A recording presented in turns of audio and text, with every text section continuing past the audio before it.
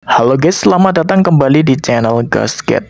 Pada video sebelumnya saya sudah mereview tentang spek dari HP ini yaitu Tecno Spark 20C. Yang belum nonton full reviewnya bisa ditonton lewat link di atas atau link di deskripsi juga ada.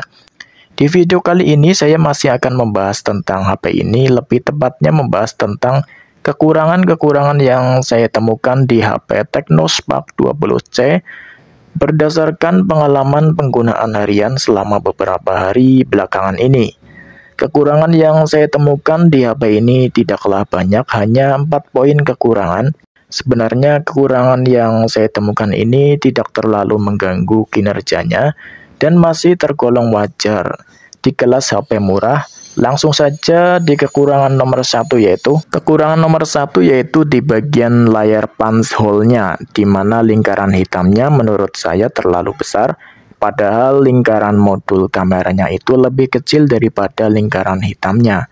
Jadi kalau dilihat di tempat yang terang, terlihat kurang berisi dan bagian pinggirannya terlihat kopong, dan kesan produk murahnya jadi makin kelihatan. Kekurangan nomor 2 ada di refresh layarnya yang menurutku kurang lembut ketika untuk scrolling di aplikasi yang agak berat seperti TikTok dan Shopee. Walaupun sudah disetting di refresh rate maksimalnya yaitu 90 Hz, tapi tetap kalau buat scroll di aplikasi yang agak berat, kurang lembut dan tersendat-sendat proses membukanya.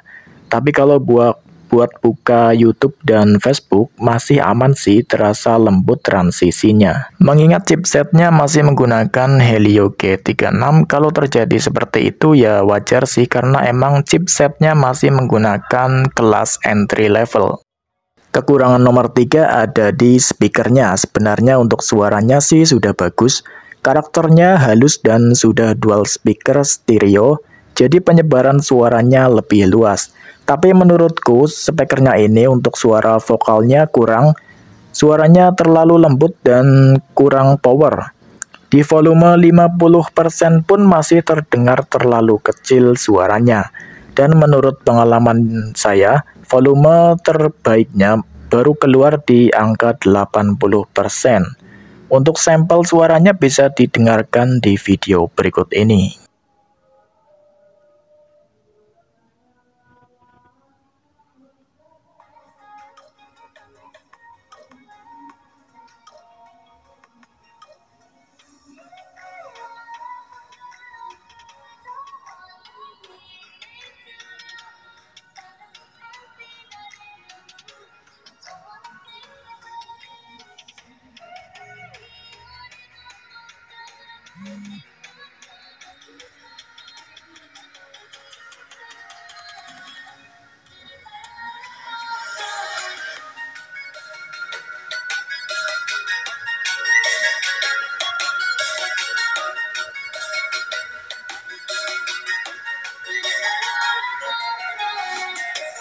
Dan untuk kekurangan nomor 4 yaitu ada di fast charging 18 watt-nya.